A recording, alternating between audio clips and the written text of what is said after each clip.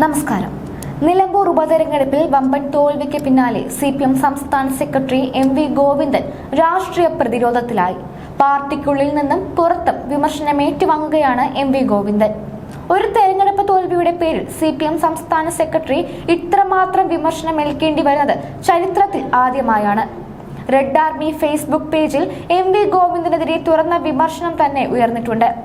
നന്ദിയുണ്ട് മാഷേ എന്നാണ് MV ഗോവിന്ദനെ പേരെടുത്ത് പറയാതെ റെഡ് ആർമി വിമർശിച്ചിരിക്കുന്നത്. തെരഞ്ഞെടുപ്പ് പോളിംഗിന്റെ അവസാന ദിനങ്ങളിൽ ഗോവിന്ദൻ നടത്തിയ RSS പിന്തുണ പരാമർശത്തിലാണ് റെഡ് ആർമിയുടെ പരോക്ഷ വിമർശനം. നേരത്തെ PJ ആർമി എന്ന പേരുള്ള പേജായിരുന്നു റെഡ് ആർമി. അടിയന്തരാവസ്ഥ കഴിഞ്ഞ ഘട്ടം വന്നപ്പോൾ RSSുമായി ചേർന്ന് സഹകരിച്ചു എന്നാണ് MV ഗോവിന്ദന്റെ പരാമർശം. ഇത് വിവാദമായ പശ്ചാത്തലത്തിൽ പറഞ്ഞതിൽ വ്യക്തത വരുത്തി ഗോവിന്ദൻ തന്നെ രംഗത്തെത്തിയിരുന്നു. തന്റെ പരാമർശം വളച്ചൊടിച്ചതാണെന്നും സൂചിപ്പിച്ചത് അടിയന്തരാവസ്ഥ കാലത്ത് ഇന്ത്യ ഒറ്റക്കെട്ടായി നീങ്ങിയ സാഹചര്യത്തിൽ ജനതാ പാർട്ടിയുമായി ചേർന്നതായിരുന്നുവെന്നും MV ഗോവിന്ദൻ വ്യക്തമാക്കിയിരുന്നു. RSSുമായി CPM രാഷ്ട്രീയ കൂട്ടുകെട്ട് ഉണ്ടായിട്ടില്ല, ഇനിയും ഉണ്ടാവില്ലെന്നും MV ഗോവിന്ദൻ പറഞ്ഞിരുന്നു. MV ഗോവിന്ദൻ തന്നെ വസ്തുതകൾ വിശദീകരിച്ചിട്ടുണ്ടെന്നും RSSുമായി യോജിപ്പിന്റേതായ ഒരു മേഖലയുമില്ലെന്നും മുഖ്യമന്ത്രി പറഞ്ഞിരുന്നു. പാർട്ടിക്കുള്ളിലും പുറത്തും വലിയ വിമർശനമാണ് ഗോവിന്ദന്റെ പരാമർശം വിളിച്ചു വരുത്തിയത്. നിലമ്പൂരിൽ ജമാഅത്തെ ഇസ്ലാമിയുമായി UDF സഖ്യം ചേരുന്നതിൽ LDF വിമർശനം ഉയർത്തുന്നതിനിടെയായിരുന്നു MV ഗോവിന്ദന്റെ പരാമർശം. തുടർന്ന് മുഖ്യമന്ത്രി തന്നെ ഗോവിന്ദന് താക്കീതുമായി രംഗത്ത് വന്നിരുന്നു. മൈക്ക് കാണുമ്പോൾ എന്തും വിളിച്ചു പറയരുതെന്ന പരോക്ഷ വിമർശനമാണ് പിണറായി വിജയൻ നടത്തിയത്.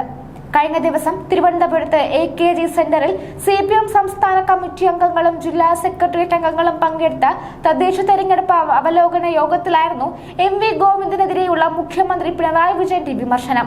എന്നാൽ തന്റെ ഭാഗം ന്യായീകരിച്ചുകൊണ്ട് ദുർബലമായ പ്രതിരോധവുമായി MV ഗോവിന്ദൻ രംഗത്ത് വന്നിട്ടുണ്ട്. നിലമ്പൂർ ഉപതെരഞ്ഞെടുപ്പിലെ UDF ജയം അംഗീകരിക്കുന്നു എന്ന് CPM സംസ്ഥാന സെക്രട്ടറി MV ഗോവിന്ദൻ കഴിഞ്ഞ ദിവസം മാധ്യമങ്ങളോട് പറഞ്ഞു. പരാജയം പരിശോധിച്ച് ആവശ്യമായ നിലപാടുകൾ അംഗീകരിച്ച് മുന്നോട്ടു പോകും. തിരുത്തൽ ആവശ്യമെങ്കിൽ തിരുത്തും. 2021 UDFന് കിട്ടിയ വോട്ട് നിലനിർത്താനായില്ല. 1420 വോട്ട് കഴിഞ്ഞ തവണത്തേക്കാൾ കുറഞ്ഞിട്ടുണ്ട്.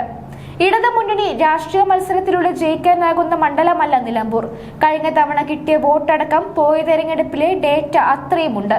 പാർട്ടി വോട്ടിന് പുറമേ നിന്ന് വോട്ട് കിട്ടുമ്പോഴാണ് ജയിക്കാറെന്നും MV ഗോവിന്ദൻ വ്യക്തമാക്കി. UDFന് വർഗീയ ശക്തികളുടെ പിന്തുണ കിട്ടി. BJP വോട്ട് ഇടതുപക്ഷം ജയിക്കാതിരിക്കാൻ UDFന് പോൾ ചെയ്തു. VD സതീശൻ പറയുന്നത് ജമാഅത്തെ ഇസ്ലാമിയുടെ പിന്തുണയെ പറ്റിയാണ്. ഭൂരിപക്ഷ ന്യൂനപക്ഷ വർഗീയതയെ ഉപയോഗിച്ചു. വർഗീയ തീവ്രവാദ ശക്തികൾ ചേർന്ന് നടത്തിയ തെരഞ്ഞെടുപ്പ് പ്രചാരണത്തിന്റെ ബാക്കിയാണ് നിലമ്പൂർ. ഇത് കേരള രാഷ്ട്രീയത്തിൽ വലിയ പ്രത്യാഘാതം ഉണ്ടാക്കുമെന്ന് ഗോവിന്ദൻ ചൂണ്ടിക്കാട്ടി. വർഗീയ ശക്തികളെ മാറ്റി നിർത്തിയാണ് നിലമ്പൂരിൽ ഇത്രയധികം വോട്ട് LDFന് കിട്ടിയത്. വർഗീയ ശക്തികളെ ഒരുമിപ്പിച്ചും കള്ളപ്രചാരണം നടത്തിയും UDF വോട്ട് പിടിച്ചെന്നും MV ഗോവിന്ദൻ കുറ്റപ്പെടുത്തി. അവിശുദ്ധ കൂട്ടുകെട്ടുകൾക്കെതിരെയാണ് ഭാവി ഇടത് രാഷ്ട്രീയം.